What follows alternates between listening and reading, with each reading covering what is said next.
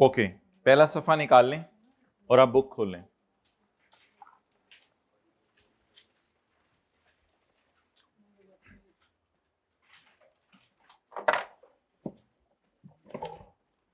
अब टेक लगा लें। कोई ऐसी चीज हुई इंपॉर्टेंट तो मैं कह दूंगा टेक को अनटेक कर लें।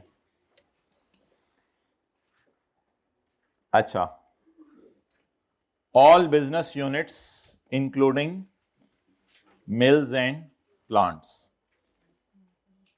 इसके बारे में हमने लिखा हुआ है example 2 on page 156 of our book. Okay, चलें जी खोलते हैं एग्जाम्पल 2 ऑन पेज 156। ये वाला नोट लोग अक्सर legal status and nature of business में डाल देते हैं। जब आप ये एग्जाम्पल पढ़े होंगे घर में तो आपने ये जरूर देखना है कि मैंने इधर क्या लिखा हुआ। ये वाला लोग अक्सर नोट डाल देते हैं legal status and nature of business में। Business units including mills and plants, so these are my business units. मैंने कहा बिजनेस यूनिट्स में आमतौर पर ये लोग डिस्ट्रीब्यूशन वेयर हाउस बहुत कम लोग ला रहे हैं। आमतौर पे लोग सिर्फ लाते हैं हेड ऑफिस वगैरह। हेड ऑफिस हमारी असल में 3 कंपनीज हैं। एक हम खुद हैं पीआईसी पाकिस्तान लिमिटेड, एक हमारी जानने वाली कंपनी होगी पीवीसी, और एक होगी डेयरी क्वीन। ये 3 कंपनीज हैं हमारी। हमने इनकी बतानी है ज्योग्राफिकल लोकेशन और एड्रेस। अब हेडिंग हमने ज्योग्राफिकल लोकेशन ही दे दी है, आप लोग पेपर में इस तरह कर दीजिएगा geographical location and address. Geographical location and address, location भी आ रही है ग्रीन सिटी और एड्रेस भी आ रहा है। लोकेशन वॉशिंगटन में है इसकी और साथ इसका एड्रेस भी आ रहा है। लोकेशन भी आ रही है, एड्रेस भी आ रही है। फर्ज कर लें ये पेरेंट है और ये उसकी सब्सिडियरी है, ये लिख लें। असल में वजह यह है कि हमने ये आईकैप की वेबसाइट पे कुछ इलस्ट्रेटिव डिस्क्लोजर है वहां से उठाया है, तो उसने वहां बताया तो हुआ था साइट पे, लेकिन हमने जब किताब में नहीं बताया तो आपको होना चाहिए। शायद ये हमारी पेरेंट है हम खुद, और 2 सब्सिडरीज हैं हमारी, एक वॉशिंगटन में एक कराची में, और हम खुद ग्रीन सिटी में। ग्रीन सिटी को लाहौर समझ लें, जो मर्जी समझ लें, वो आपकी मर्जी है। अच्छा, लेकिन हमारा जो वेयर हाउस है या प्लांट है हमारा, वो हमारा ब्यूटीफुल सिटी में है, शेखुपुरा में। इनका जो वेयर हाउस या प्लांट है वो वॉशिंगटन में है और इनका वेयर हाउस और प्लांट कराची में है। मतलब ये हेड ऑफिस हैं इनके और ये इनके प्लांट्स हैं। मेरे ख्याल से उसको एंड डिस्ट्रीब्यूशन वेयर हाउस नहीं लिखना चाहिए था यहां पे, बस हेड ऑफिस और प्लांट, क्योंकि लोगों की राय है यहां पे आना चाहिए हेड ऑफिस और प्लांट। इनकी हमने क्या दे दी, ज्योग्राफिकल लोकेशन और एड्रेस। अब जैसे जैसे डिमांड गुजरी, लोगों ने कहा ये तो बिजनेस यूनिट्स और प्लांट्स हैं, इसके अलावा भी आपके पास एसेट्स होंगे।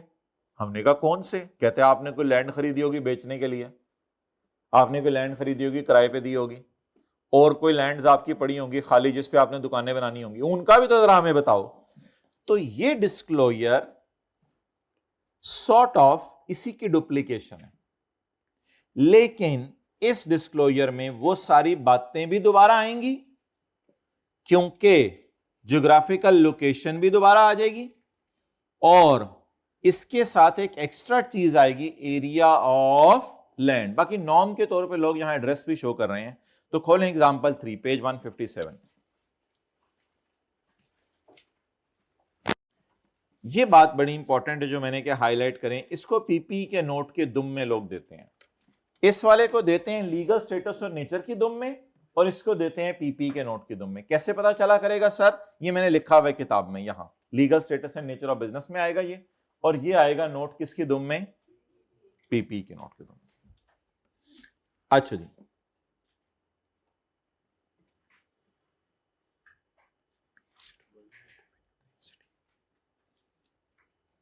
किताब दीजिएगा। छोटी छोटी सी इसमें हल्की फुल्की सी एरर्स हैं, वो भी मैं आपको साथ साथ सही करवा देता हूं। हेड ऑफिस हमारा दोबारा आ गया। हमारी कंपनीज कितनी हैं? 3। एक पीआईसी हम खुद हैं, दूसरी पीवीसी है, और तीसरी, अच्छा तीनों के हेड ऑफिस आपको पता है पिछले सफे पे भी कवर हुए थे।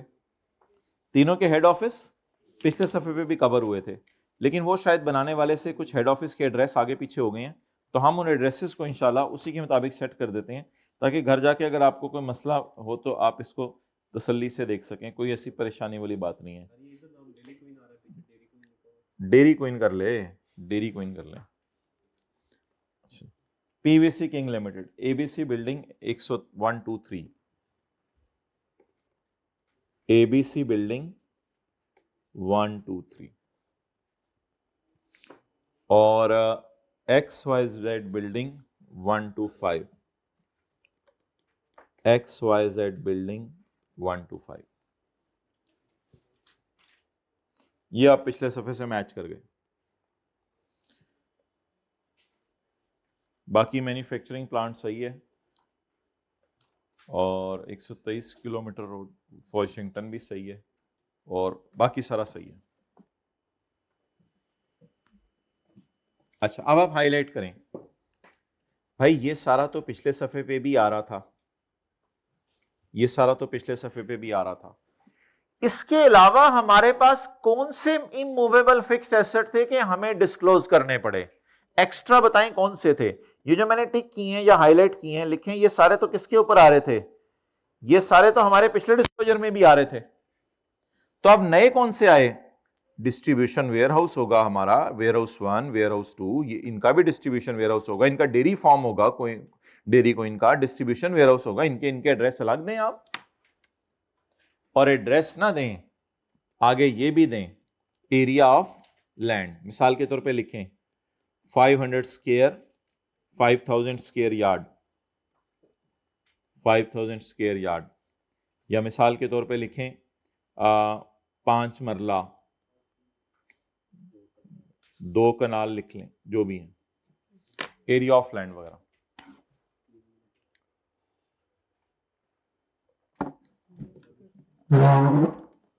अब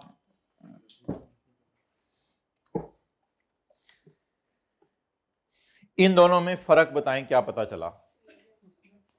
इसमें वैसे उसने नाम लिखे हुए थे और एक ही कॉलम बना दिया था ज्योग्राफिकल लोकेशन और एड्रेस का, और इसमें 3 कॉलम हमने बनाए हुए हैं, पर्टिकुलर्स नाम लिखे हुए हैं, लोकेशन लिखी हुई है और एरिया। इसमें तो देखें बड़ा जबरदस्त है, नाम, लोकेशन, एरिया, नाम, लोकेशन, एरिया। आप छोटा मोटा सा फर्क बता दें और यहां लिख लें, लिखें यहां पे,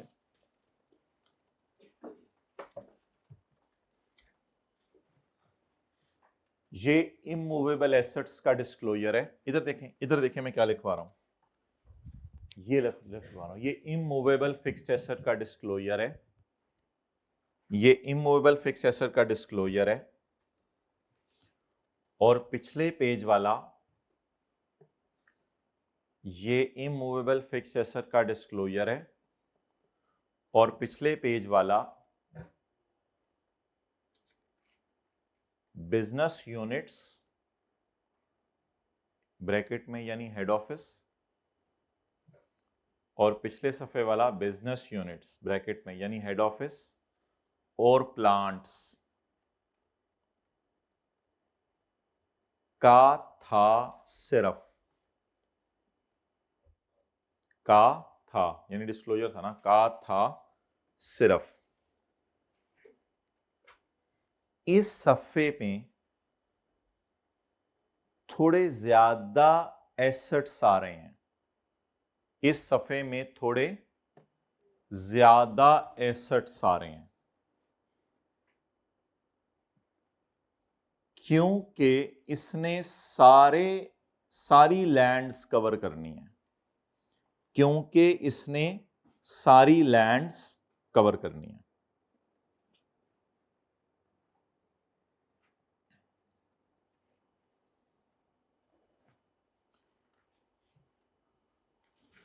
और भी कुछ लैंड्स डाल लें, इन्वेस्टमेंट प्रॉपर्टी, मिसाल के तौर पर इन्वेस्टमेंट प्रॉपर्टी, और कोई भी लैंड्स आ सकती हैं इधर।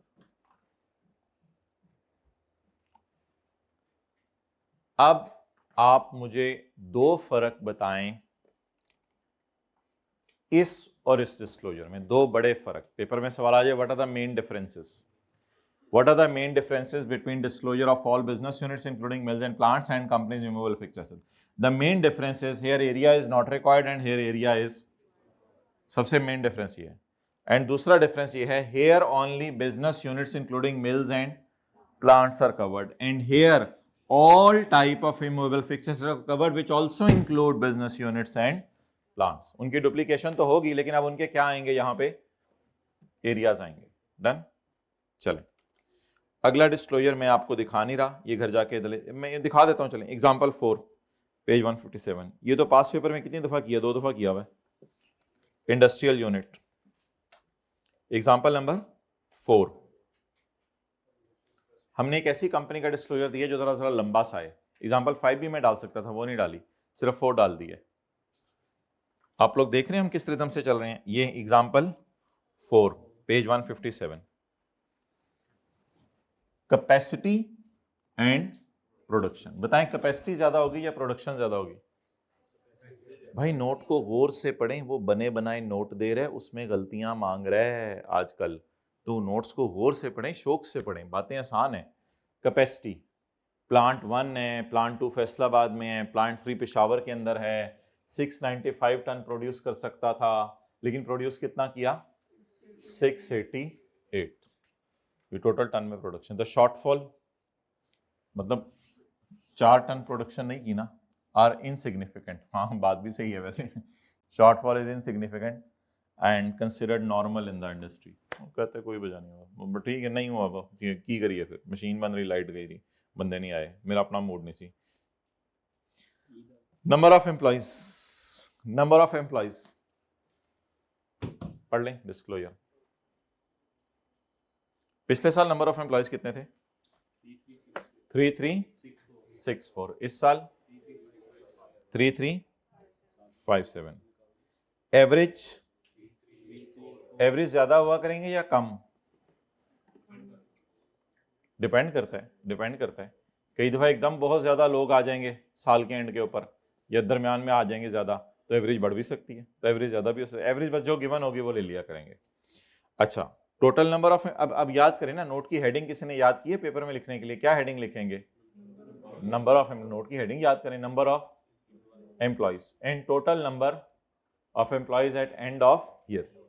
अच्छा, ये वाले नोट ना लिंक नहीं होते, ये कहीं से लिंक नहीं होते। No link with P&L and balance sheet. इन नोट्स का कोई लिंक नहीं होता P&L बैलेंस शीट से, इनका भी नहीं होता। ये जो मैंने पिछला बताया था, इनका भी नहीं होता, know link P&L balance sheet. फिर क्या करें इनका, इनका हल फिर क्या करें? अगर ये लिंक नहीं होते P&L और बैलेंस शीट के साथ, तो फिर इनका हल क्या करें? कोई इनका हल बताएं ना, इनका फिर हल क्या करें? कोलगेट के जाके देखें नंबर ऑफ एम्प्लॉइज कितने हैं, कोलगेट के देखते हैं नंबर ऑफ एम्प्लॉइज कितने हैं।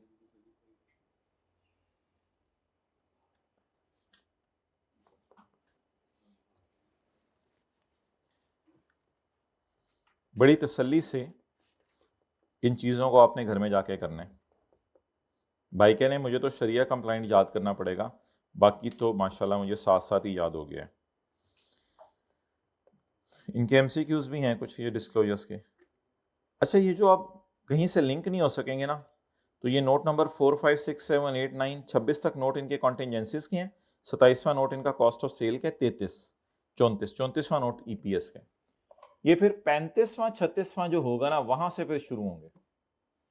तो अब मैं 35वें नोट से आगे जाके देखने की कोशिश करता हूं। अल्लाह करे मुझे ये प्रोडक्शन कैपेसिटी का नोट भी मिल जाए और साथ मुझे नोट मिल जाए वो नंबर ऑफ एम्प्लॉइज का।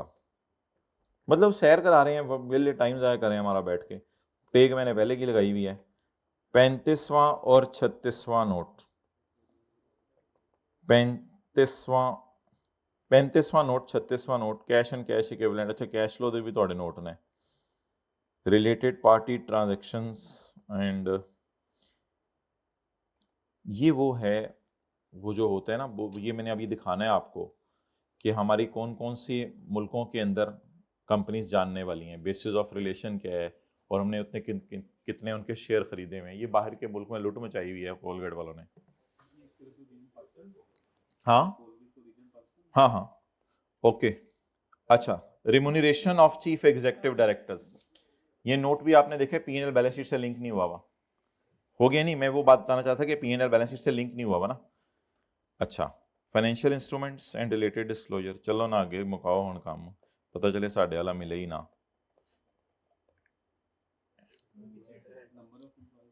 Plant capacity and actual production, कितना आसान सा डिस्क्लोजर है। 23 इन टन्स, कुछ लोग नीचे लिख रहे हैं तो थोड़ा ऊपर लिख रहे हैं 23 in tons. Actual production was sufficient to meet the demand, बस डिमांड जिन्नी सी उन्होंने कीती है, बाबा छड्डो ना हुण बाकी गल्लां। Number of employees, total and average, total and average number of employees, average number of employees during the year 1190 1152, और नंबर ऑफ एम्प्लॉइज है 30 1217 और 117, नंबर ऑफ एम्प्लॉइज, और ऊपर वाले का हेडिंग है plant capacity and actual production. ये अब कहीं से लिंक नहीं है, मजा आ रहा है ना देख के, मुझे तो बहुत मजा आ रहा है। Date of authorisation for issue, Iqbal Ali Lakhani chairman है, डायरेक्टर है। Zulfiqar Ali Lakhani chief executive, CFO Mudassir Iqbal. अच्छा नहीं, ये आपके रिश्तेदार हैं आप लोगों के? हाँ, डैडी ये चाचू हैं? नाम से वो लग रहे हैं। अच्छा, नंबर ऑफ एम्प्लॉइज, आपके ख्याल से आपके दिमाग में चीजें ज्यादा चल रही होंगी या इन तीनों लोगों के दिमाग में चीजें? इन तीनों लोगों के दिमाग में ज्यादा चीजें होंगी। याद रखिएगा, जैसे बड़े होते जाएंगे उतना ज्यादा रिलैक्स नहीं होता बंदा, उतना ज्यादा दिमाग के अंदर हर चीजें चल रही होती हैं। आप कहते थे मैट्रिक कर लो मजे हैं, किसी जाहिल ने। अच्छा,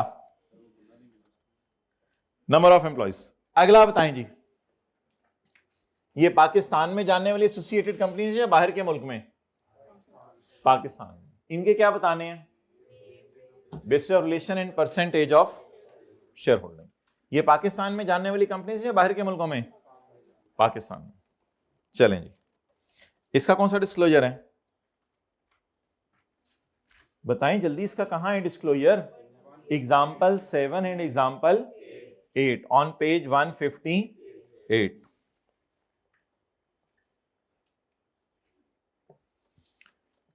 नेम,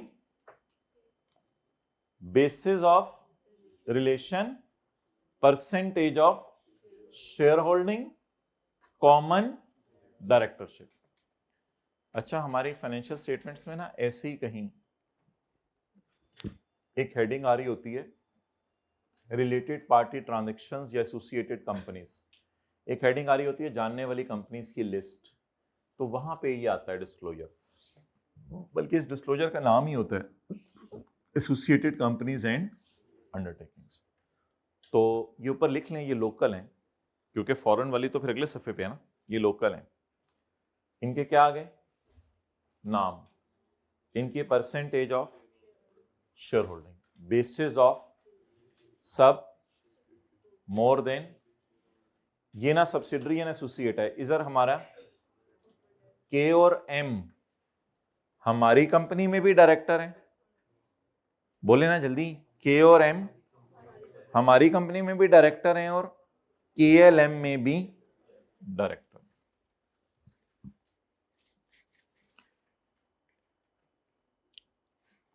अच्छा, इस डिस्क्लोजर को कोई फायदा नहीं, मतलब इसमें कोई कॉमन डायरेक्टर हैं आ रहे हैं, लेकिन उसने कॉमन डायरेक्टर लफ्ज इधर ही लिख दिया है। बेहतर वैसे ये डिस्क्लोजर है जिसके अंदर कॉमन डायरेक्टर्स का आगे बताया भी गया है, इसको छोड़ देते हैं। एग्जाम्पल 7। अच्छा, कॉलम बताएं कितने बने? नेम, बेसिस ऑफ रिलेशन में देखें क्या लिखा हुआ है, ये डिस्क्राइबिंग कॉमन, इधर भी कॉमन डायरेक्टर है, ये तो बनी ही कॉमन डायरेक्टर की वजह से जानने वाली है। ये शायद सब्सिडरी है, ये एसोसिएट है, no significant influence no control, लेकिन डायरेक्टर तो कॉमन है ना हमारे। ओके, ये कौन सी कंपनीज हैं बोलें? Foreign companies. ये कौन सी कंपनीज हैं?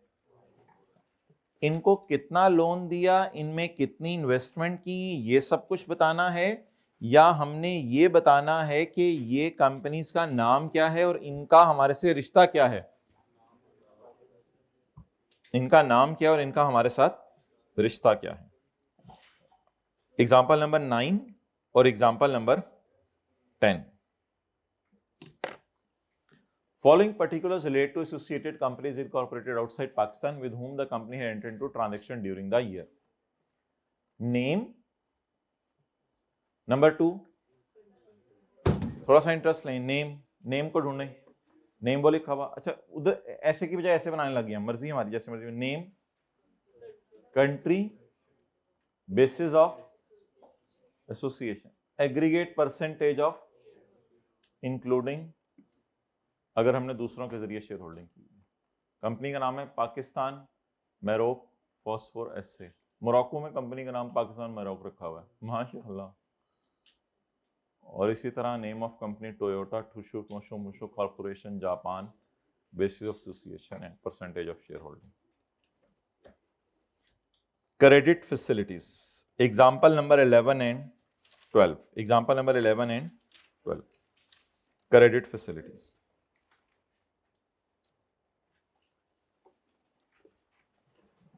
जितना मैं हाईलाइट करवा रहा हूं,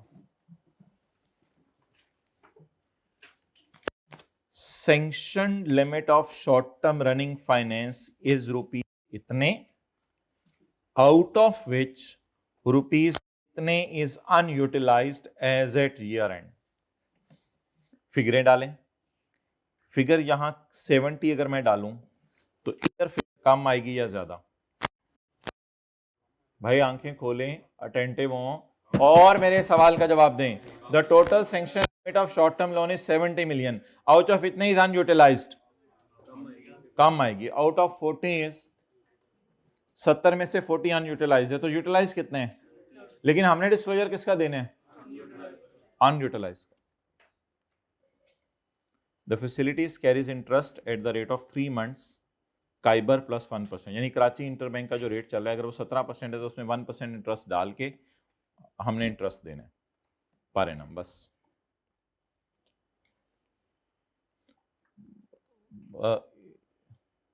the facility is secured against the facilities,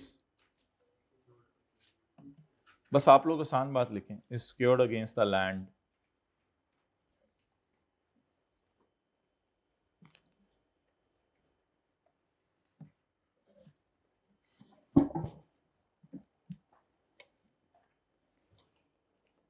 ये जो लेटर ऑफ क्रेडिट्स है ना,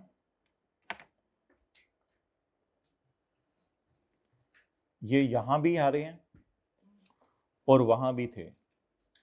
दोनों में जरा फर्क बताएं. लेटर ऑफ क्रेडिट यहां भी आ रहे हैं, वहां भी थे कल.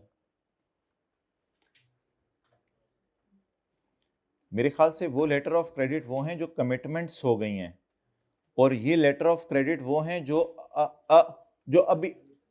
अभी तक फैसिलिटी है मेरे पास लेटर ऑफ क्रेडिट लेने की, लेकिन वो अभी तक मैंने समझ आई. कल भी लेटर ऑफ क्रेडिट आ रहे थे, आज भी लेटर ऑफ क्रेडिट आ रहे हैं. जरा दोनों में फर्क बताएं. कल आपने लेटर ऑफ क्रेडिट चलें होता क्या है, पहले तो ये बताएं, बनाएं. आज जरा इस सफे के टॉप पे लिखें लेटर ऑफ क्रेडिट क्या होता है. लेटर ऑफ क्रेडिट 3 पार्टीज होती है ना. एक कौन है? मिसाल के तौर पे आप ले लें होंडा पाकिस्तान है. होंडा पाकिस्तान है. इधर एक फॉरेन सप्लायर है, फॉरेन सप्लायर है, और इधर मुस्लिम कमर्शियल बैंक है. फॉरेन सप्लायर को क्या डर है कि होंडा पैसे नहीं देगा, और होंडा को क्या डर है कि मैंने पैसे भेज दिए और वो मशीन नहीं बेचेगा. तो इन दोनों के दरमियान क्या आता है? एमसीबी से होंडा, एमसीबी से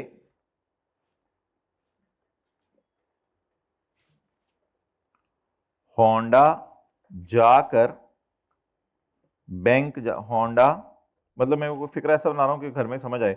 होंडा जाकर एमसीबी से एलसी ओपन करवाएगा. मतलब क्या है बताएं? एलसी ओपन करवाएगा, लेटर ऑफ क्रेडिट. सिक्योरिटी कौन देगा? एमसीबी फॉरेन सप्लायर को सिक्योरिटी देगा, वो मैं नहीं पूछ रहा, मैं कुछ और पूछ रहा हूं। बैंक क्यों होंडा की जिम्मेदारी ले रहा है कि अगर होंडा ने पैसे ना दिए मैं दे दूंगा? ये बैंक क्यों रिस्क ले रहा है? होंडा का अकाउंट होगा वहां पे। और कोई जवाब? नहीं भाई, होंडा जो है वो एमसीबी उसकी जान ले लेता है, उसकी लैंड बिल्डिंग के सारे डॉक्यूमेंट्स अपने कब्जे में लेता है, फिर कहीं जाके उसको एलसी खोल के देता है। वो तो उसके जेवर वगैरह सारी चीजें जो है या कब्जे में लेगा या उसके लैंड बिल्डिंग के डॉक्यूमेंट्स अपने कब्जे में लेगा, फिर कहीं जाके बैंक एलसी खोल के देगा। बैंक को क्या, बैंक चाचे का पुत्र है होंडा का? तो होंडा जाकर एमसीबी से एलसी ओपन करवाएगा। अच्छा, कल भी हमने पढ़ा था लेटर ऑफ क्रेडिट, आज भी पढ़ा है। आज और कल वाले में मैं आपसे फर्क पूछ रहा हूं क्या है। उधर क्या लफ्ज था? कमिटमेंट। और इधर क्या लफ्ज है? भाई बताएं ना, आज के नोट्स में क्या लफ्ज पढ़े माय डियर? Not availed. फर्क बताएं कमिटमेंट और नॉट अवेल्ड में।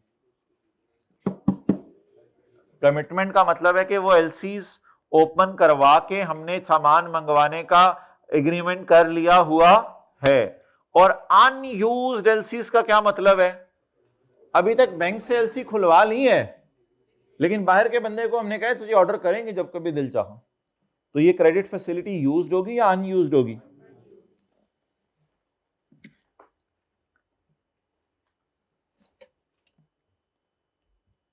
Oh, facilities of letter of credit amounting to rupees इतने are available to company.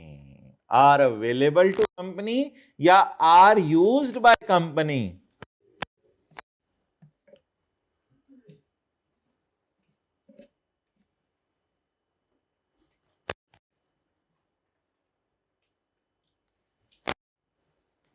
आप पढ़ें फिक्रा।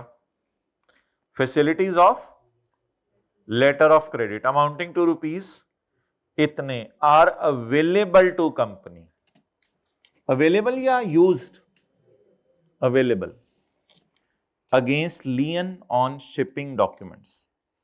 मतलब जो चीजें उससे मंगवानी है ना, उसके शिपिंग डॉक्यूमेंट्स दे दिए हुए हमने उसको। लियन तीन चीजों की हुई है, शिपिंग डॉक्यूमेंट्स, कुछ टर्म डिपॉजिट उसके पास रखवाए हुए हैं और कंपनी के कुछ एसेट्स के डॉक्यूमेंट्स उसको दे दिए। लियन तीन चीजों पे है, लेकिन मैंने एक ही बस हाईलाइट कर दिया।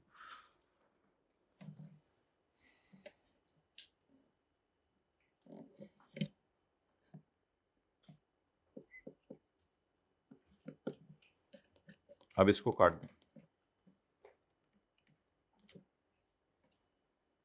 एग्जाम्पल 12, इधर नोट्स में भी बेशक। डन? ओके। अच्छा, अब मैं आपको बस अब ज्यादा तंग नहीं करना चाह रहा, 4-5 मिनट लेता हूं। ये ना डेटर्स वाला पढ़ लें, फिर ये वाला मैं पढ़ा देता हूँ, लॉन्ग टर्म लोन्स और एडवांसेस वाला। ये पहले डेटर्स वाला पढ़ लें, आप लोग आए हुए हैं ना इस सफ़े पे। अगला सफ़ा करें, loans advances deposits in foreign countries, loan advances in foreign. इसको छोड़ें, इसकी हम एग्जांपल करेंगे पेज 187 नोट नंबर 27। आप इधर आए, फॉरेन ट्रेड डेट्स, बोलें फॉरेन ट्रेड डेट्स। इसकी एग्जांपल कहां है? Page number 160। Included in due from export customers is an amount of 2 million receivable from ABC Shoes Company, Peru, against export sale made by company.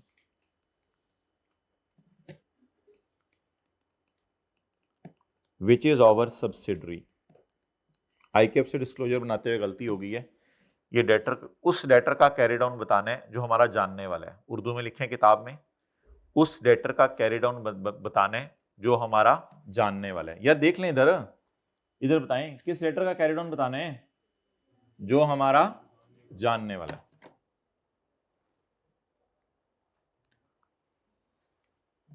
उस debtor का carry down बताना है जो हमारा जानने वाला है।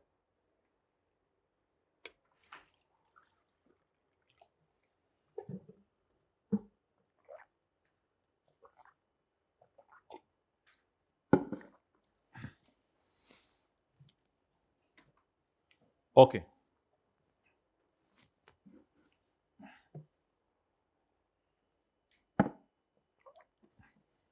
ये सेल वो ऐसे ही बता रहे हैं as a norm, it is not necessary. Sale तो बताने को नहीं कहा, सेल बताने को कहा है या नाम बताने को कहा है सिर्फ? भाई बताएं ना माय डियर, भाई देखा करें ना इधर नोट्स खोल के, डंके की चोट पे बात किया करें। नाम बताने को कहा है या उसकी सेल बताने को कहा है? नाम बताने को कहा है। बस उसमें आगे और क्या है, कुछ भी नहीं। और डिफॉल्ट का कोई इसने बताया नहीं, लिख लें नो डिफॉल्ट अकर्ड, ये भी लिख लें ताकि ये भी डिस्क्लोजर पूरा हो जाए। No default occurred.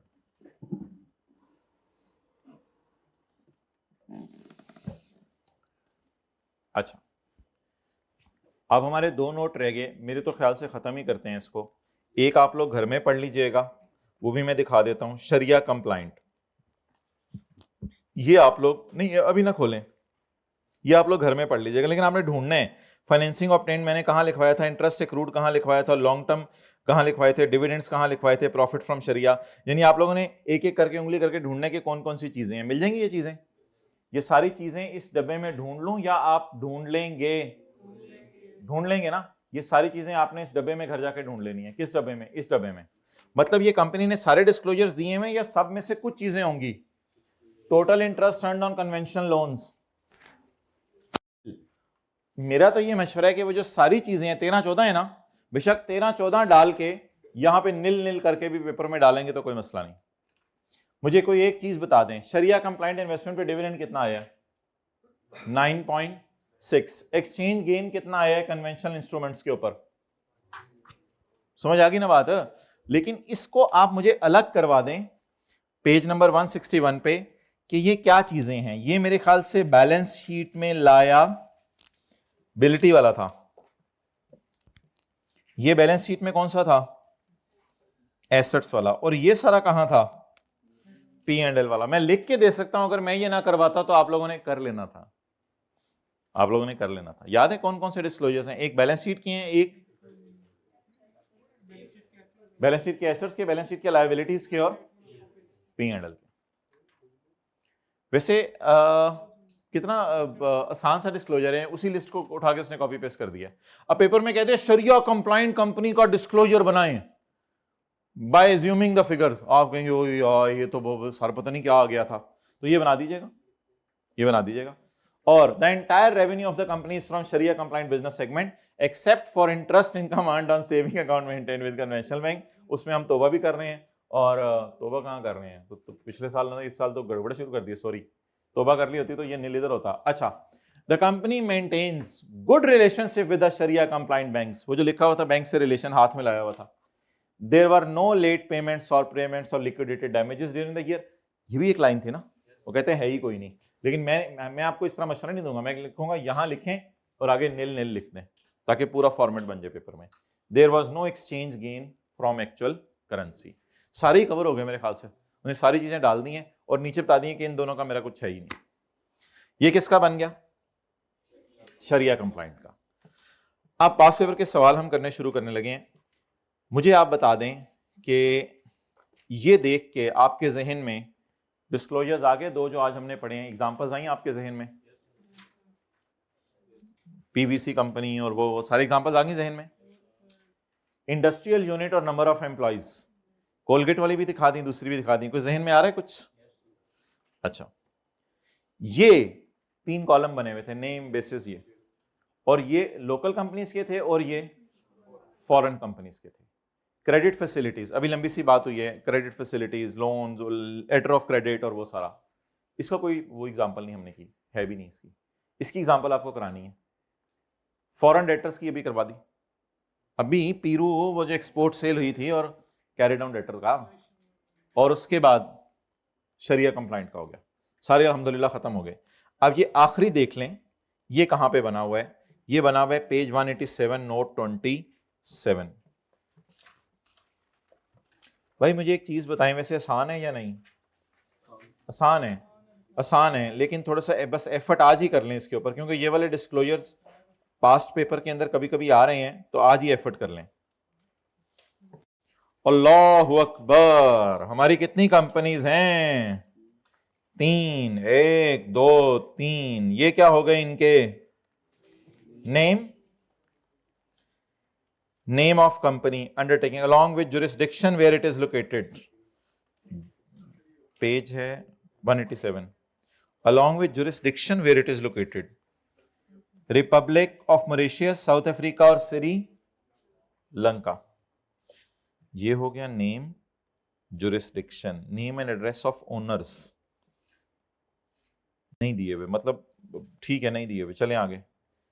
Amount of loan और investment, amount of investment in foreign currency, in local currency.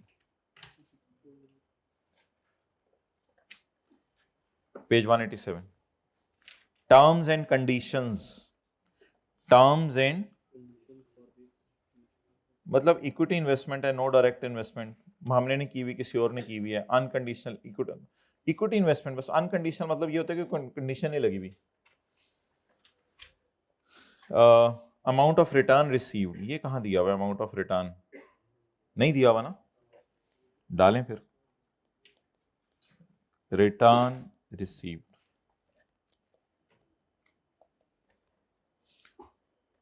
और क्या रह गया पीछे?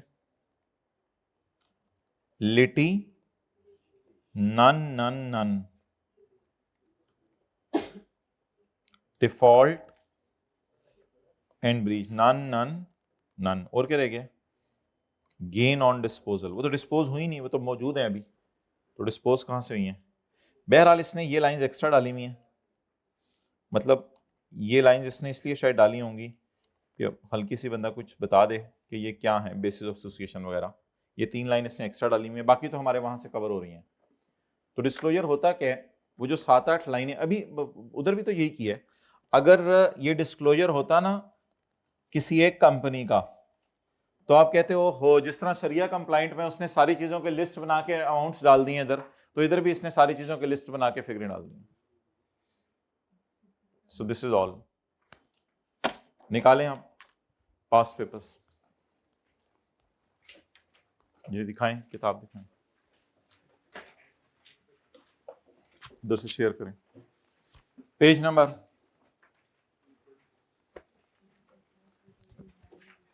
अगर आपको ये 2 डिस्क्लोजर लंबे लगे हैं तो मुझे कल याद करा दीजिएगा. एक शरिया कंप्लाइंट वाला डिस्क्लोजर थोड़ा लंबा था, और ये जो आखिर में दिखाया ये लंबा था. ये घर जाके पढ़ेंगे तो इंशाल्लाह कोई प्रॉब्लम नहीं होनी चाहिए. लेकिन मेरा मशवरा ये है कि पहले याद कीजिएगा, सारे पहले याद कीजिएगा, उसके बाद तसल्ली से एक एक को एग्जाम्पल को निकाल के पढ़िएगा. पास्ट पेपर क्वेश्चन नंबर, छोटे छोटे वाले पहले खत्म कर लें. 11 हो गया?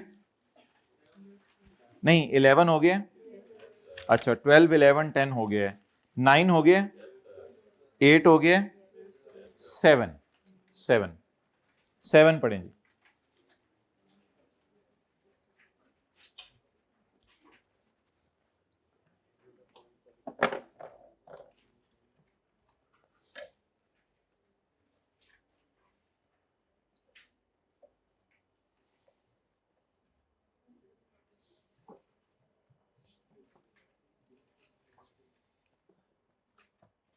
जी माय डियर, 7 कोई प्रॉब्लम? ये तो आसान सा था, वैसे मैं पहले ही कर लेना चाहिए था किसी दिन. किसके किसके नोट मांग रहा है? Fixed assets. अच्छा ओवरऑल पिक्चर क्या बनी है वैसे? अब ओवरऑल पिक्चर बनी है ये 4 सफ़े, बताएं ना, ये 4 सफ़े, और ये जनरल थे सारे, तकरीबन जनरल थे. इसमें से कुछ पीपी के दुम में भी डाल देते होते हैं, जैसे मैंने 1-2 आपको पीपी के दुम में भी डलवाए हैं. तो 4 सफ़े ये बने, और P&L के डिस्क्लोजर 5 थे. कौवा चला हंस की चाल अपनी भी भूल गया. सेल्स टैक्स माइनस करना है, auditor remuneration, chief executive remuneration, donation और रॉयल्टी में अल्लाह. और बैलेंस शीट के जो डिस्क्लोजर्स थे उन पे तो हमने इंशाल्लाह कल से अब दोबारा मेहनत शुरू करनी है, जो आपके वीक एरियाज हैं. बैलेंस शीट में एसेट्स थे, long term loans and advances थे, करंट एसेट थे, शेयर कैपिटल थे. कल कराई थी non current liabilities, current liabilities और कॉन्टिंजेंसीज. एंड मैंने बार बार कहा था non current liabilities, current liabilities, contingencies, commitments को खुदा के लिए कर लें, बाद में टाइम नहीं मिलना. अब अगर उनको कल दोबारा मुझे लगता है रिवाइज करना पड़ेगा, लेकिन आज खुदा के लिए ये 4 सफ़े कर लीजिएगा. ओके अहमद इजाफ। अच्छा, अब ये डिस्क्लोजर कहां से आया है? ये आज वाले 4 सफों में से आया है या कल वाले बैलेंस शीट के पीपी में से आया? लेकिन एक नोट मैंने और भी कहा था पीपी के नोट की दुम में देना है। एक नोट मैंने आज भी बताया पीपी के नोट की दुम में देना है। अगर किसी को याद हो तो बता दें, अगर किसी को याद हो तो बता दें। मैंने आपको आज ही बताया है एक नोट और भी है जो पीपी के नोट की दुम में देने, वो नोट है कंपनीज इमूवेबल। ये कितने बड़ों को याद थी बात? अच्छा, जिनको याद नहीं आ रही उनको फिर हम दिखाएंगे कि हमने ये बात की आज।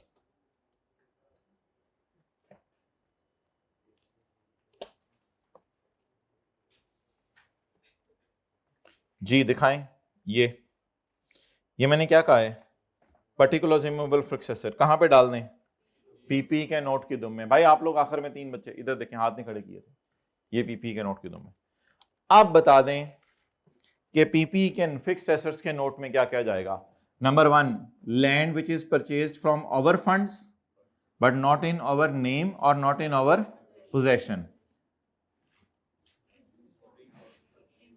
फ्री होल्ड और leasehold land. In case of revalued asset for sales if aggregate book value exceed 5 million, individual book value exceed 5 lakh। 6 चीजें, 2 और डाल दीजिएगा, 2 और डाल दीजिएगा, लगे हाथों ये भी डाल दीजिएगा। खैर है ये वाला ना, ये भी, ये कोई इतना जरूरी नहीं है वैसे। इंडस्ट्रियल यूनिट वाला भी डाल दीजिएगा, कोई मसला नहीं। अच्छा, इन पे फोर्थ शेड्यूल लग रहा है क्योंकि ये लिस्टेड कंपनी है, लिखा हुआ कहीं? जो सब्सिडरी कंपनी, जो पेरेंट, जो सब्सिडरीज हैं लिस्टेड कंपनी में, उन पे भी फोर्थ शेड्यूल रखना है। अच्छा, फिक्स्ड एसेट में तो फोर्थ शेड्यूल, उसमें तो कोई फर्क है ही नहीं। फिक्स्ड एसेट में जाके देख लीजिएगा, फर्क नहीं है। चलें, ये मसला भी कल हल कर लेते हैं। कल एक दिन हम ये सारे डिस्क्लोजर बताइएगा, मैं आपको रिवाइज करा दूंगा और देख लेंगे फिफ्थ शेड्यूल कहाँ कहाँ है और कहाँ कहाँ नहीं है। तो इसमें आप ये वाला भी डाल दें, कंपनीज इमूवेबल फिक्स्ड एसेट और industrial unit. Companies immovable fixed asset और इंडस्ट्रियल यूनिट। बाकी तो डालना ही है। बाकी कोई पेज नंबर बता दे तो आसान हो जाएगा, बाकी तो डालना ही है। पेज नंबर फिक्स्ड एसेट का कौन सा है? 163। तो ये 3 डिस्क्लोजर डाल दीजिएगा।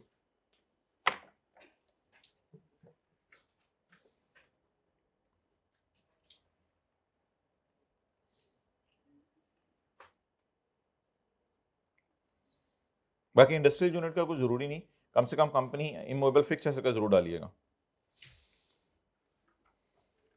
जी my dear, past paper question number 4 निकालें register. Past paper question number 4। The following is a summarized trial balance of Hi-Tech Limited, a company listed on Pakistan.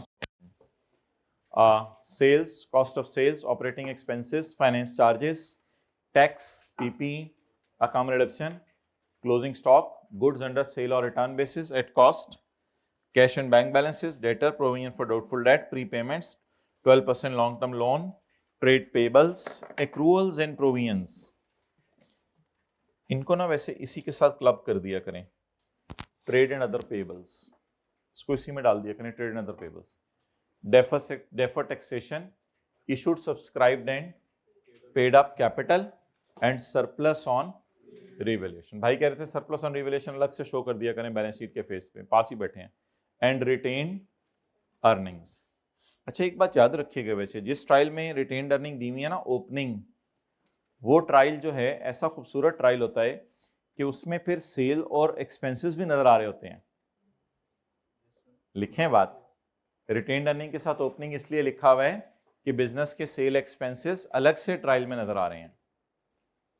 Retained earning के साथ ओपनिंग इसलिए लिखा हुआ है कि सेल्स और एक्सपेंसेस अलग से ट्रायल में नजर आ रहे हैं।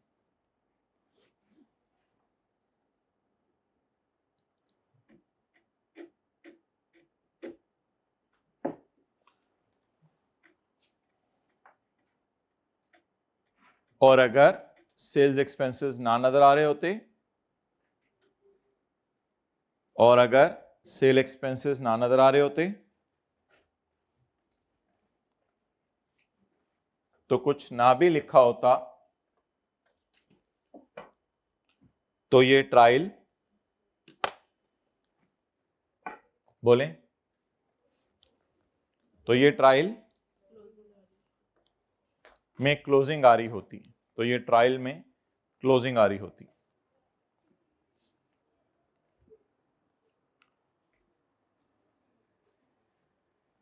अच्छा, हमने एक सवाल किया था पास्ट पेपर का, क्वेश्चन नंबर 10। पास्ट पेपर के क्वेश्चन नंबर 10 में कुछ एडजस्टमेंट्स में आप खोल के देखें गलतियां थी और कुछ एडजस्टमेंट डिस्क्लोजर बनाने के लिए थी। देखें जरा, ऐसे ना, एडवांस के अलावा कोई एंट्री नहीं हुई हुई, काउज का मसला है, कुछ गलतियां थी और कुछ डिस्क्लोजर थे। मिसाल के तौर पे आखिरी पास पेपर क्वेश्चन 10 की एक दो एडजस्टमेंट्स पढ़ें। अगर आखिरी एक दो एडजस्टमेंट्स आप पढ़ें तो आपको क्या पता चलेगा कि ये डिस्क्लोजर की हैं या कोई एरर्स हैं, डिस्क्लोजर्स की हैं। लेकिन अगर आप पास पेपर क्वेश्चन 2 खोलें तो पास पेपर क्वेश्चन 2 जो हमने क्लास में किया था उसमें अल्लाह का शुक्र है कोई भी एरर नहीं थी। आप अगर पहली एडजस्टमेंट पढ़ें तो उसमें डेटर्स में बताया हुआ है कि आपस के डेटर हैं, ऐसे ही लिखा हुआ है। दूसरी लाइन के अंदर बताया हुआ है बैड डेट में बैड डेट पड़ा है। तीसरी में लिखा हुआ है शेयर कैपिटल में ये पड़ा है। तो पास पेपर क्वेश्चन 2 अगर आपने खोल के रखा हुआ है इस वक्त अपने सामने, तो पास पेपर क्वेश्चन 2 में आपको अल्लाह का शुक्र है कोई एरर नहीं मिली थी, इसलिए ये प्योरली डिस्क्लोजर्स या नोट्स का सवाल था। लेकिन अगर आप वापस आए पास पेपर क्वेश्चन नंबर 10 में तो आपको इसमें पहली 3 एडजस्टमेंट बल्कि 4 में शायद एरर्स भी थी और हल्के फुल्के चौथी में डिस्क्लोजर भी था कि जो फिक्स्ड एसेट बिकाए, बाकी आगे तो डिस्क्लोजर ही की एडजस्टमेंट्स थी। अच्छा, अब हम करने लगे हैं पास पेपर क्वेश्चन नंबर 8। आप 5 मिनट लगा के सवाल पढ़ लें ताकि हम इसको आधे घंटे में आसानी से खत्म कर लें और मुझे बता दें कौन कौन सी एडजस्टमेंट डिस्क्लोजर्स की लग रही हैं आपको। 8 नहीं, सॉरी, जो भी हमने खोला हुआ है 4, कौन कौन सी एडजस्टमेंट आपको डिस्क्लोजर्स की लग रही हैं और कौन कौन सी जो है वो रेक्टिफिकेशन की हैं।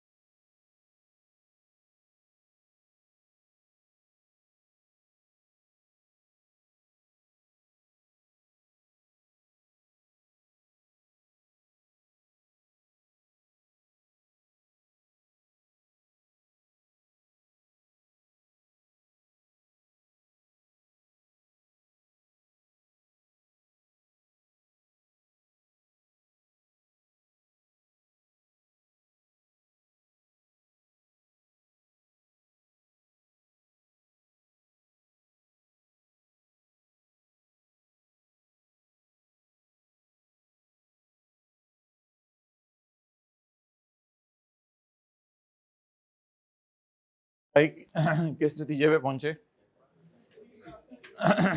पहली 2-3 एडजस्टमेंट्स क्या हैं? क्या सारी?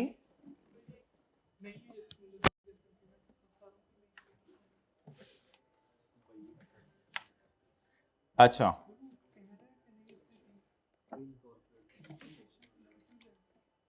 the following matters are required to be incorporated to finalize the financial statements of the company. अच्छा, इस सवाल में P&L नहीं मांगा हुआ, तो रफ वर्किंग के अंदर खोलें, 2 सफ़े छोड़ दें बस, तीसरा सफ़ा वर्किंग 1, इसे जल्दी सवाल को फारिग कराएं। सवाल P&L के कौन कौन से आइटम आ रहे हैं जरा देखिए, मुझे बताएं। सेल, आगे बोलें, ऑपरेटिंग एक्सपेंसेस और टैक्स और अच्छा,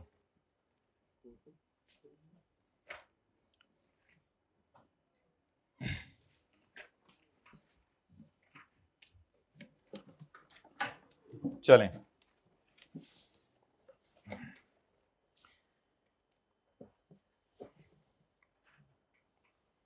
goods under sale or return, भाई ये ना असल में थोड़ी सी एडजस्टमेंट है समझने वाली, ये अब आपके लेवल पे कोई आने वाली नहीं है। आपका लेवल ये असल में पहले की एडजस्टमेंट है, जिस वक्त goods on sale or return बहुत ज़्यादा डिटेल से होती थी।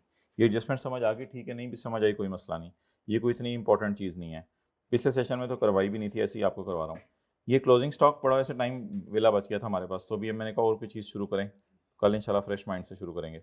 अच्छा, ये हमारा क्लोजिंग स्टॉक है, और ये हमारा क्लोजिंग स्टॉक वो है जो हमारे पास पड़ा हुआ है, और ये हमारा क्लोजिंग स्टॉक वो है जो हम IFRS 15 में कहते थे इन्वेंट्री लाइंग विद कस्टमर। लिखें, इन्वेंट्री लाइंग विद कस्टमर। ये inventory in over warehouse है, ये लिखें इन्वेंट्री इन हैंड, ये हमारी इन्वेंट्री है इन हैंड, और बोलें ये क्या है? Inventory lying with customer. वैसे क्या वजह है कि अंडर सेल और रिटर्न भेजी हैं चीजें और अभी तक हमने अपने स्टॉक पर रखी हुई हैं? रीजन क्या है वैसे? क्योंकि अगला बंदा उनको शायद वापस कर सकता है, इसलिए हमने क्या पसंद किया, इसको कहां रखें? अपने स्टॉक में। लेकिन सवाल देखें, कुछ और कह रहे हैं नीचे, सबर सबर सबर, पहले मैं यहां तक बता दें, मेरा अपना स्टॉक कितने, और मेरी goods under sale or return किसी के पास पड़ी हुई है कितनी? 65। Goods under sale or return मतलब होता है कि वो जो ऊपर लफ्ज है ढूंढो जाके, ये लफ्ज ढूंढो जाके। Goods under sale, in goods costing 26 million sent to a customer under sale or return agreement. Oh, the last date of return of goods was 30 दिसंबर। अब तो वो वापस कर ही नहीं सकता। ओहो, अब तो वो वापस, these are not now goods under sale or return, this is my proper sale। Why the last? लेकिन सारी नहीं, जिन लोगों के पास मैंने 65 की चीजें रखवाई हुई थी उनमें से चंद लोगों की एक्सपायरी डेट कब की थी? उनकी एक्सपायरी डेट नहीं, मतलब उनकी गुड्स की। आप बोले मैंने सामान कितने मिलियन का रखवाया हुआ है? किसी के पास, लेकिन बोले लेकिन जल्दी बोले ना, लेकिन उनमें से 26 वाला सामान मुझे सेल में डाल देना और स्टॉक से निकाल देना चाहिए, ऐसा ही है। सेल में क्यों डाल देना चाहिए? क्योंकि ये वापस नहीं आ सकता। स्टॉक से क्यों निकाल देना चाहिए? क्योंकि एक्सपायरी डेट गुजर चुकी है, अब ये मेरा स्टॉक नहीं है। तो सादा से, अच्छा उसने सेल रिकॉर्ड कर लिया अगले साल, अब अगले साल के अकाउंट सही ना कीजिएगा, कहते हैं मैंने सेल को अगले साल रिकॉर्ड कर दिया। और भाई वो तेरी बात अपनी जगह, तूने सेल को अगले साल रिकॉर्ड किया, मेरा सवाल ये है हमारे साल रिकॉर्ड हुई है नहीं हुई? तो सेल अगले साल रिकॉर्ड हुई है, हमने उसको खींच के कहां लाना है? 14 के अकाउंट्स में भी गलती सही होगी, लेकिन 14 के अकाउंट्स तो मांगे नहीं ना हमसे सिर्फ किसके अकाउंट्स मांगे हैं? 13 के। तो लिखें ये स्टॉक वापस नहीं हो सकता, इसलिए अब हम सेल में डालेंगे और स्टॉक से निकाल देंगे। ये स्टॉक, बोले ना, ये स्टॉक वापस नहीं हो सकता। पूरा 65 या 65 में पड़ा हुआ 26, ये स्टॉक वापस नहीं हो सकता, इसलिए अब हम सेल में डाल देंगे और स्टॉक से निकाल देंगे। आगे चलें। जनवरी 2013, अगले साल, इन ऑपरेटिंग सॉफ्टवेयर, हमारे साल एक सॉफ्टवेयर हमने लिए 20 मिलियन का, purchase along with a processing plant, एक प्रोसेसिंग प्लांट के साथ। The cost of software is included in the cost of plant. HL depreciates plant using the straight line method. Useful life of plant is 10 years and software cost is to be amortized over 2 years.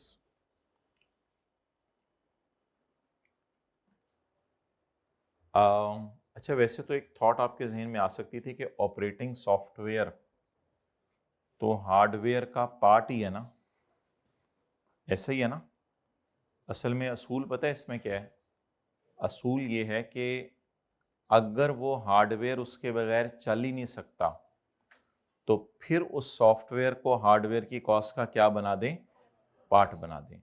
ये थोड़ा सा आईकैप ने detail उसको बतानी चाहिए थी, बहरहाल अगर आप इसको ये समझें कि ये ऑपरेटिंग सॉफ्टवेयर हार्डवेयर के लिए ज़रूरी है, तो मेरे ख्याल से फिर आप नोट डाल के आ जाइएगा, सब कुछ सही हुआ है, मुझे कुछ करने की ज़रूरत नहीं है। कितने लोगों के जहन में ये बात आ गई थी कि ऑपरेटिंग विंडोज़ हम कंप्यूटर की कॉस्ट में ही डालते थे? ये बात कितने लोगों को याद है? ऑपरेटिंग विंडोज़ हम कंप्यूटर की कॉस्ट में ही डालते थे, लेकिन उसको देना चाहिए था साथ कुछ ऐसा डेटा कि ये ऑपरेटिंग विंडोज़ नेसेसरी हैं या नहीं हैं। बहरहाल जिस अटेम्प्ट में ये सवाल आया था वो टेस्ट करना चाह रहा था रेक्टिफिकेशन का कॉन्सेप्ट, सिर्फ थीम उसकी ये थी टेस्ट करने की। लेकिन मेरे ख्याल से ये नोट डाल के आ सकते थे कि इसको कुछ करने की जरूरत नहीं है, क्योंकि ये अपनी ज़ात में क्या है? प्लांट। तो जो अपनी ज़ात में सॉफ्टवेयर प्लांट की कॉस्ट में चला जाएगा। वाई? क्योंकि विंडोज़, ऑपरेटिंग विंडोज़ जो होती हैं, अलग कोई सॉफ्टवेयर खरीदें वो और बात है। तो इस वक्त सवाल की थीम सामने रख लेते हैं। सवाल वाला ये चाह रहा था कि आप रेक्टिफिकेशन करें, तो ये बहस फिर कभी कर लेंगे कि ये क्या हुआ है क्या नहीं हुआ, बल्कि रिवीजन कर लेंगे IAS 38 की कि कब हार्डवेयर को सॉफ्टवेयर की कॉस्ट में या सॉफ्टवेयर को हार्डवेयर की कॉस्ट में जाना चाहिए। इस बात को कल पे रख लें। फिलहाल आप मुझे उस कॉन्सेप्ट को जरा साइड पे रख के बताएं, इस गलती को कैसे सही करेंगे? क्या किस में चला गया है? गलती तो आसान सी है, सॉफ्टवेयर किस में चला गया है? प्लांट में। और डेप्रिशिएट भी फिर 10 ईयर्स पे हो गया, हालांकि हमने डेप्रिशिएट कितने सालों पे करना है? 2 सालों पे।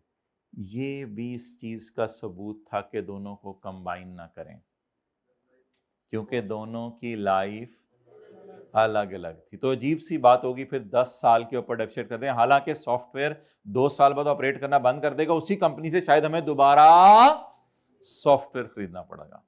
तो ये एक स्ट्रॉन्ग एविडेंस है जिसकी बेस पे मैं कह सकता हूं कि 10 और 2 है, उनको अलग अलग डेप्रिशिएट करें। लेकिन ये बहस कल कर लेंगे। फिलहाल आप उल्टा दीजिएगा जो मैं कहूंगा आपको। एंट्री सादा सी बता दें क्या करेंगे?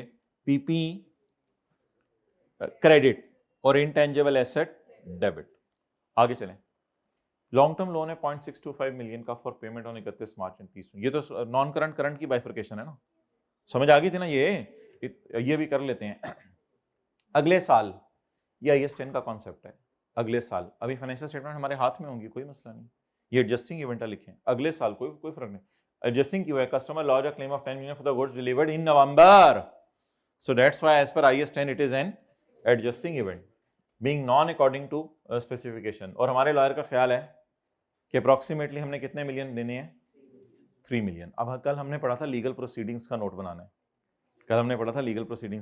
है, उसने मांगा ही सिर्फ ये नोट हुआ है। कल जो पढ़ा था कॉन्टेन एंड कमिटमेंट्स और outstanding purchase orders and agreements for capital expense. Outstanding purchase orders यानी परचेज ऑर्डर हैं, अभी तक डिलीवर नहीं हुए लेकिन ऑर्डर कमिट हो चुका है। आउटस्टैंडिंग परचेज ऑर्डर का मतलब लिखें कमिटमेंट। फिर आउटस्टैंडिंग क्यों है?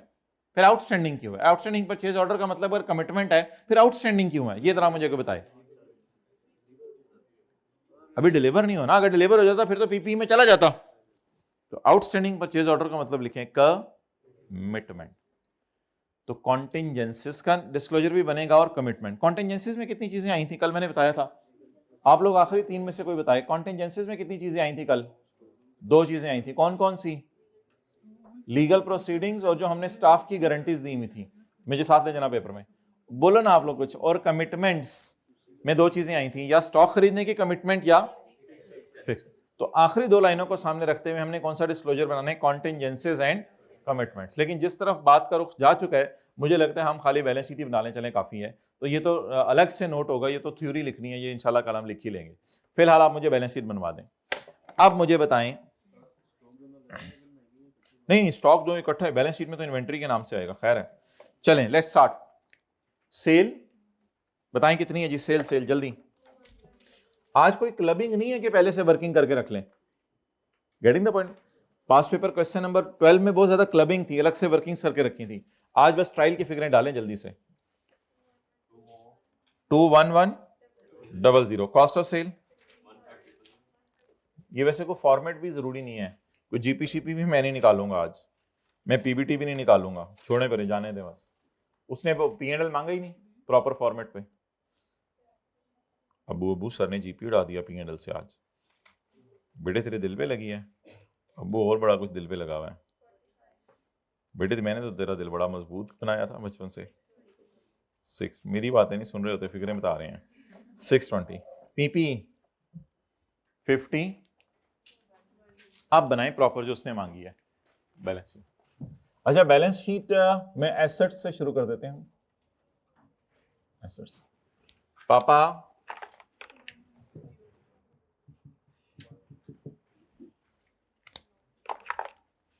कितना और क्या है? अकामुलेटेड कितनी है? 1745। मतलब ये बुक वैल्यू आ गई ना, ये बुक वैल्यू आ गई। हमने कोई नोट तो बनाना नहीं, माइनस कम रिडक्शन। और क्या है? Closing inventory, current assets, inventory. बोलें जी? नहीं दोनों कोई अलग अलग नहीं होती बैलेंस शीट में। प्लस 65, दोनों उठाएं। फिलहाल जो फिगरें हैं वो उठाएं। कैश एंड, अच्छा मैंने कहा था डेटर वैसे दरमियान में आता है, कैश एंड बैंक इधर डाल दें। कैश एंड बैंक कितना? 13 मेरा, आपका डेटर। अच्छा पास पेपर क्वेश्चन नंबर 2 के अंदर इसके डिस्क्लोजर थे कि ट्रेड डेटर में इतना स्ट्रॉबेरी से लेना है, इतना फलां से लेना है। बताएं जी। माइनस 85। ये ना एक लाइन डालें आज, शुक्र है आ गई है। एक लाइन होती है यहां, advances, deposits, prepayments and other receivables. एक और व्हाइट बोर्ड मंगवाना। Advances, deposits, prepayments and other receivables. Liability side में सारा स्क्रैप जाता है ट्रेड एंड अदर पेएबल्स में, और इधर सारा स्क्रैप जाता है advances, deposits, prepayments and. मुझे प्री पेमेंट्स की मिसालें दें पहले। आपके इतना मुश्किल लफ्ज़ बोल रहे हैं, मुझे समझ नहीं आ रही। प्री पेमेंट्स की मिसालें दें। Prepaid insurance, prepaid rent. Other receivables की मिसालें दें। फिक्स्ड एसेट बेच दिया, पैसे नहीं आए। इंटरेस्ट रिसीवेबल तो वैसे अलग शो कर दें, चले। फिक्स्ड एसेट बेच दिया, पैसे नहीं आए। मैनेजमेंट फीस है, उसके पैसे नहीं आए। कोई भी रिसीवेबल है। और एडवांस होते स्टाफ का बंदा आया, उसे आपने उसको एडवांस पकड़ा दिया। ये advance to supplier, advance from customer तो लायबिलिटीज में जाता है। एडवांस टू सप्लायर, डिपॉजिट कोई बैंक में पैसे रखवाए हैं वो वैसे अलग भी शो कर दें तो ठीक है, कोई मसला नहीं। Advances, deposits, prepayments and other receivables, ये लाइन डालिएगा जी। कितनी है? 12।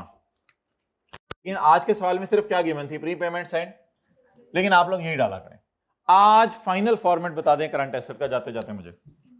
Inventory, trade debts, advances, deposits, prepayments and cash and bank. और आखिरी बात, लॉन्ग टर्म लोन।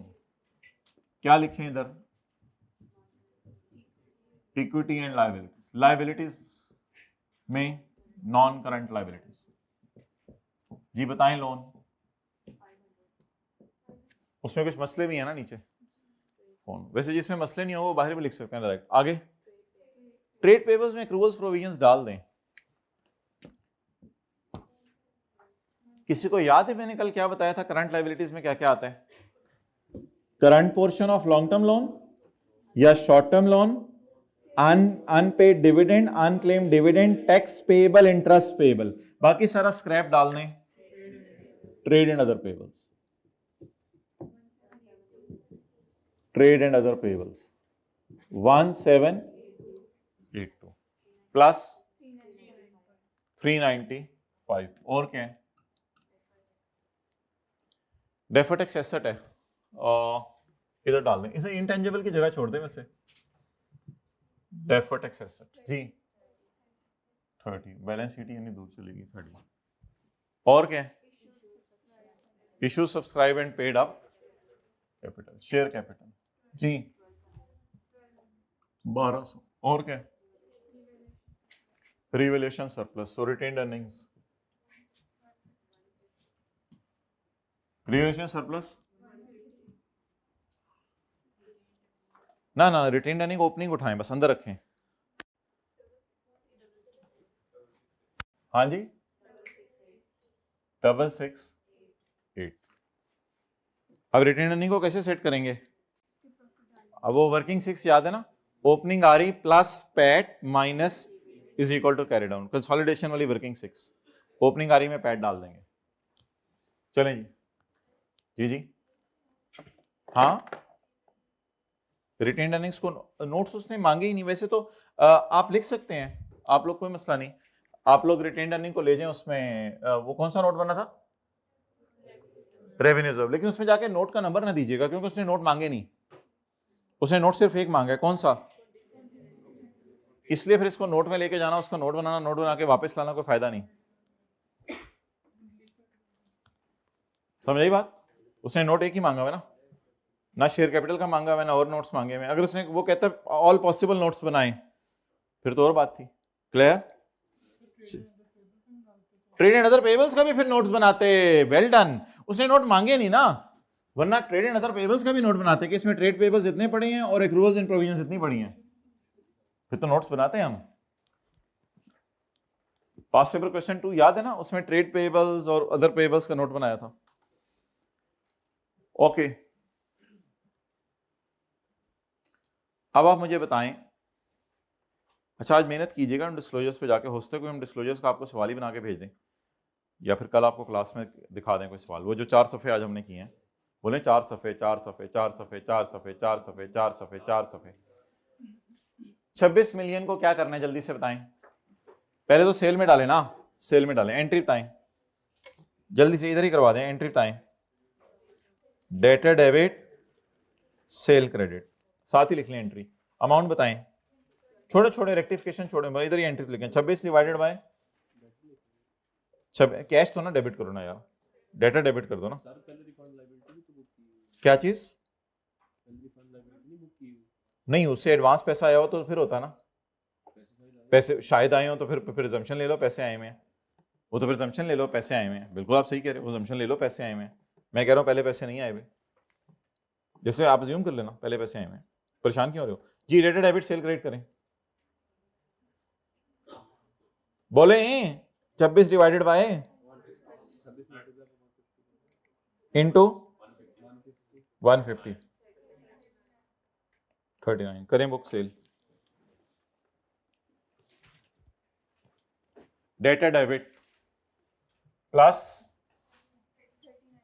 39 प्लस 39 और रिटेन्ड अर्निंग को बढ़ा दूं या P&L मेरे हाथ में है? आपके हाथ में पता नहीं है, नहीं है, मेरे हाथ में तो है। जी बोलें कितनी सेल बढ़ानी है? 39। ओके अब स्टॉक को कम करना है। एंट्री बताएं क्या बनेगी? स्टॉक को कम करना है, ये स्टॉक हमारा 65 है, इसमें से 26 निकाल देने। ये जो 65 है इसमें 26 जो स्टॉक है वो कब तक वापस कर सकता था? बोले ना, वो कब तक वापस कर सकता था?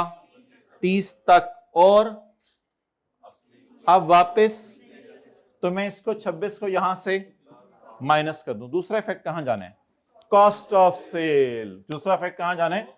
Cost of cell. एंट्री करनी है एंट्री कर लें, जो मर्जी करने, जैसे भी करते हैं। स्टॉक में से 26 निकाल दें और कॉस्ट ऑफ सेल बढ़ा दें। कितना? 26। चलें जी, स्टॉक से निकालें। कितना? किधर है स्टॉक? ये -26।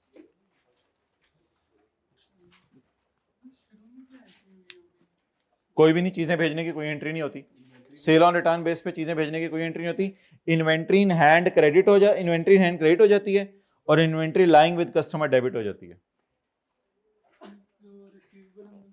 रिसीवेबल तो हम बुक नहीं करते, बिल्कुल भी नहीं। जब भी चीजें ऑन रिटर्न बेस पे भेजें, रिसीवेबल हम बुक तब करते हैं, हमने कहा था जिस वक्त हमें पास्ट एक्सपीरियंस हो, कुछ ऐसा हो जिसकी वजह से हम ऐसा कुछ करें।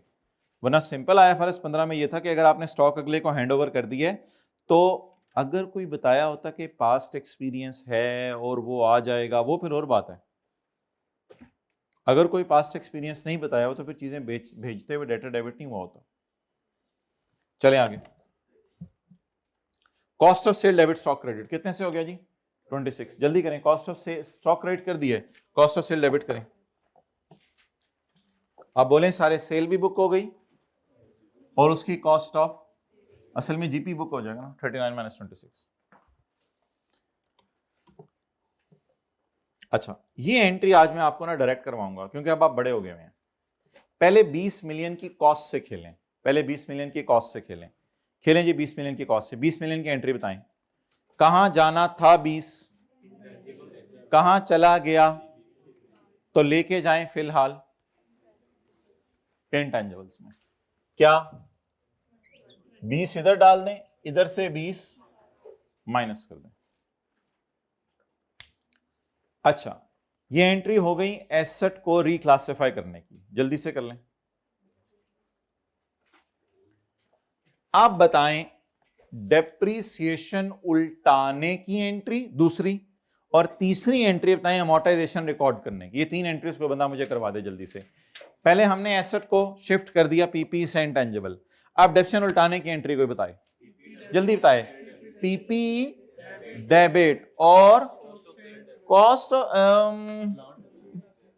चलो ठीक है, कॉस्ट ऑफ सेल में कर देना। और फिर इंटेंजिबल के अमोर्टाइजेशन कहां डालोगे? मतलब केड़े एक्सपेंसेस है? एक्सपेंसेस तो ये पानी है ना, ऑपरेटिंग एक्सपेंसेस में। ठीक है, तो सोल्यूशन में कुछ और हुआ हो तो अब मुझे नहीं पता, मुझे आपकी राय ज्यादा बेहतर लग रही है कि डेप्रिसिएशन प्लांट की इसलिए कॉस्ट ऑफ सेल से निकाल दें। अमोर्टाइजेशन भी अगर प्लांट में डालनी है तो कोई मसला नहीं, अगर फैक्ट्री में यूज हो रहा है तो अमोर्टाइजेशन प्लांट में डालना कौन सा मसला है, कॉस्ट ऑफ सेल में डाल दें अमोर्टाइजेशन, नो प्रॉब्लम। फिलहाल मुझे डेप्रिसिएशन उल्टाने की एंट्री को बताए। फिगरें निकाल लें, फिगरें इधर ही निकाल के रख लें, फिगरें नहीं मैंने निकालनी। 20 डिवाइडेड बाय 2 और 20 डिवाइडेड बाय 2, ये सही घूम गए। तो टेंजिबल्स को 10 साल पे डेप्रिशिएट कर दिया था, तो बोले 2 की डेप्रिसिएशन उल्टाकर, और पहले ये तो बोले ना 2 की डेप्रिसिएशन उल्टाकर 10 की अमोर्टाइजेशन रिकॉर्ड करें। अब एक एंट्री मैंने करा दी है, दूसरी आप मुझे कराएं। 2 की डेप्रिसिएशन उल्टाएं। पीपी डेबिट और डेप्रीसिएशन क्रेडिट, डेप्रिसिएशन क्रेडिट और पापा डेबिट प्लस 2। और अगली बोले रिकॉर्ड करने की entry amortisation, amortisation expense in cost of sale डाल दें, चले खैर है, डेबिट और, अच्छा इस कैटेगरीज की वजह से टेंशन हमें लेनी नहीं चाहिए थी, P&L तो उसने मांगा ही नहीं हुआ, जहां मर्जी डालो हमारा तो प्रॉफिट सही आना चाहिए। चले बहरहाल, amortisation debit and intangible credit कितने से? चलो शुक्र है जान छूटी जनरल एंट्री से, अगली एडजस्टमेंट तो आसान है, नो प्रॉब्लम।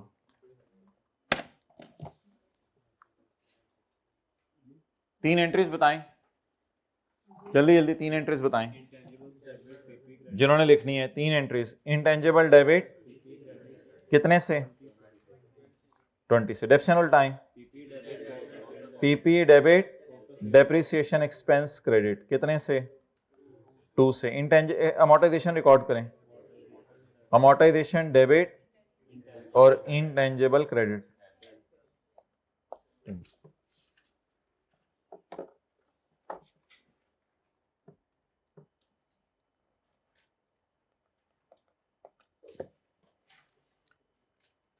लोन का कैरिड ऑन बताएं, ट्रायल में कितना नजर आ रहा है? मुझे बताएं हमारा ईयर एंड क्या है?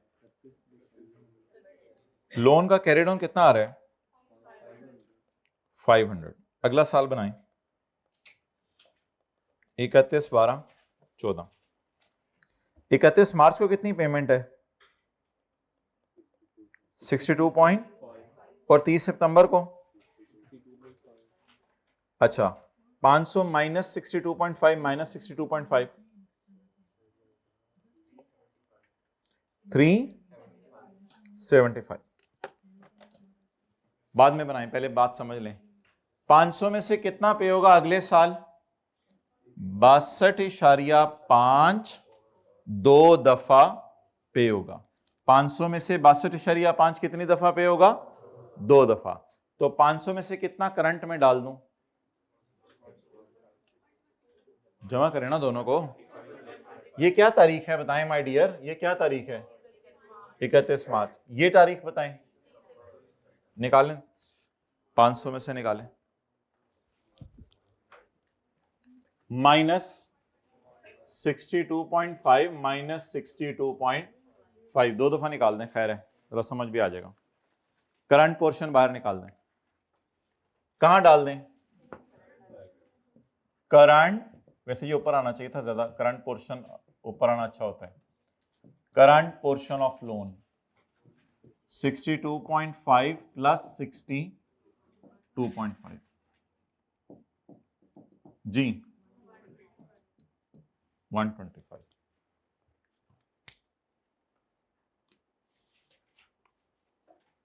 और आखिरी चीज एक एंट्री है छोटी सी।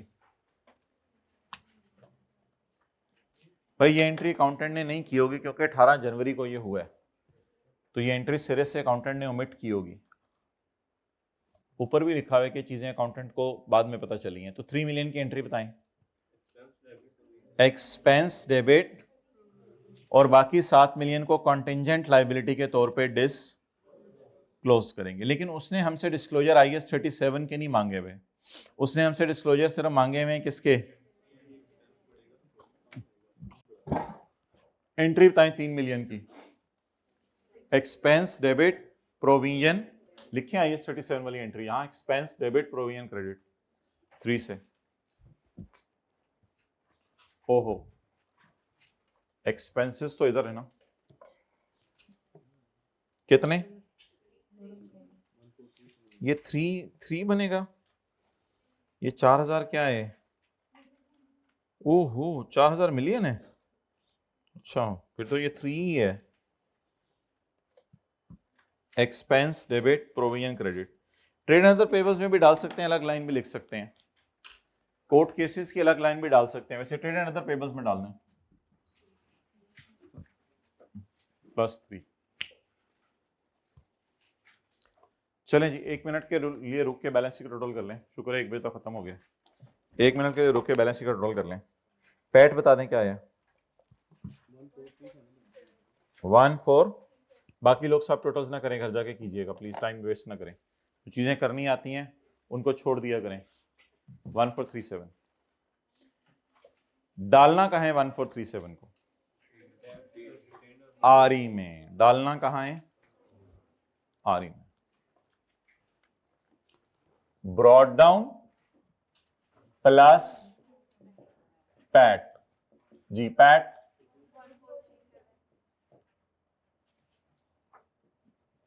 ब्रॉट डाउन प्लस पैट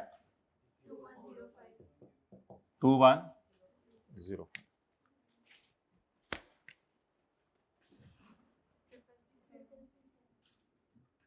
333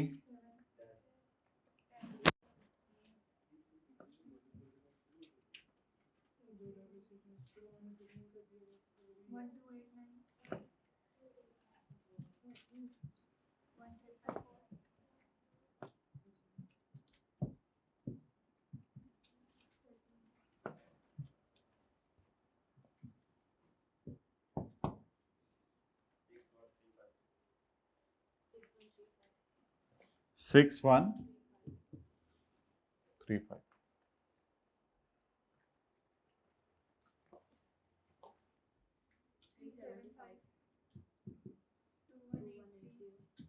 8 अच्छा वो 5 और 2 भी तो है ना। अब कोई चीज अगर आपने बता दी ना तो I will really appreciate you. Contingencies and commitments बेशक अंडरलाइन कर लें क्योंकि हम लोग बोल्ड नहीं करते होते। कॉन्टिंजेंस वैसे अंडरलाइन की तुक नहीं है क्योंकि ना इसके नीचे फिर कोई चीजें नहीं आनी, लेकिन चलें कॉन्टिंजेंसी एंड कमिटमेंट्स। तो 4 हेडिंग्स होती हैं, equity, non current liabilities, current liabilities, contingency and commitment.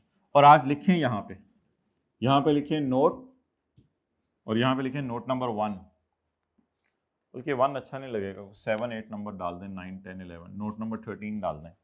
बहुत दूर जाके ये बना होता है नोट, पहले सारे ये नोट्स होते हैं,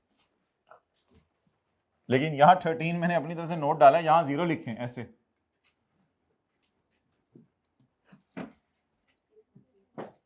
सिक्स 135 ओके। अब मुझे एक चीज बताएं कि कॉन्टिंजेंसीज जिसको भूली हुई है कल, वो बताए कॉन्टिंजेंसीज क्या हैं।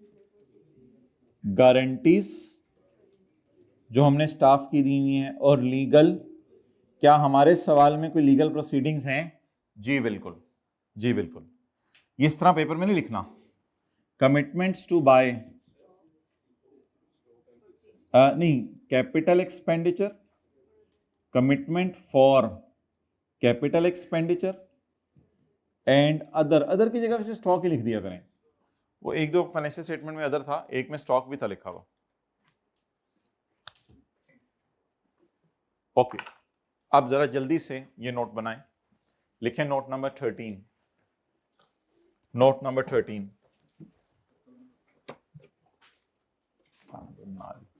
Note number 13, contingencies and commitments. पहले हेडिंग दें, ऊपर कंपनी का नाम Hitech limited, notes to the financial statements for year ended 31 December 2013। Note number 13, contingencies and commitments. 13.1 कॉन्टिंजेंसीज।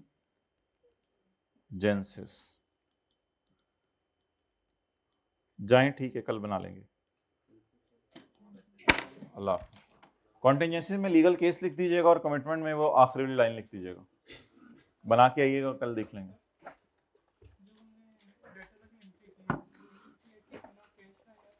नहीं पीएस के एमसीक्यूज करने हैं, इनको जाने दो। हाँ हाँ,